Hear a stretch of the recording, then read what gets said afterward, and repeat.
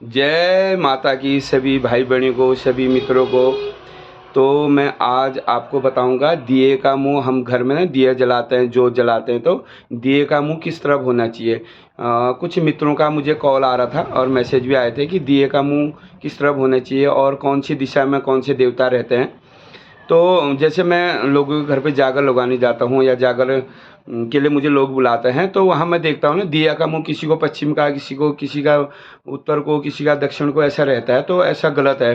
दिए का मुंह हमेशा ही ना पूरब की तरफ होना चाहिए। पूरब में देवताओं का वास बताया गया है। पश्चिम में यक्ष, गंधर्व और कुबेर का वास बताया गया है।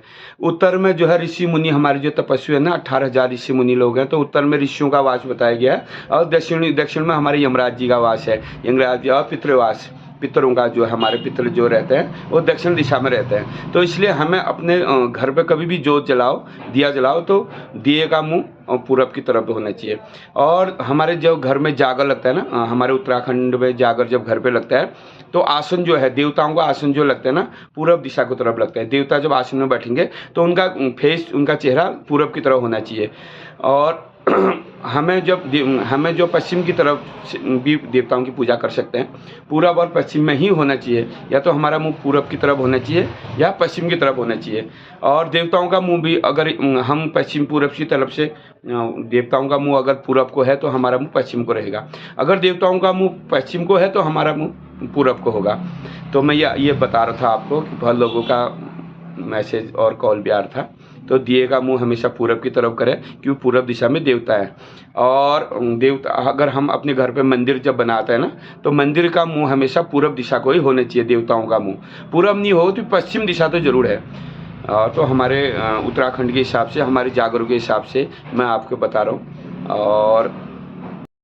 और आजकल तो सब खड़े दिए जलाते हैं घर पे ना, खड़ी जोत जलाते हैं। तो लोग दिशा का ध्यान नहीं देते हैं, लेकिन पूरब दिशा में ही दिए का मुंह होना चाहिए कभी भी, क्योंकि देवताओं का वास पूरब दिशा में है, मैंने आपको बताया।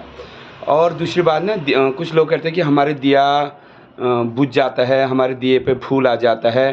तो दिए पे ना जब फूल आता है, दिया जब आखिरी टाइम पे बुझने का टाइम होता है या पहले भी ना, दिए के ऊपर से फूल जैसा आ जाता है, दिया कम हो जाता है, तो वो बहुत शुभ होता है।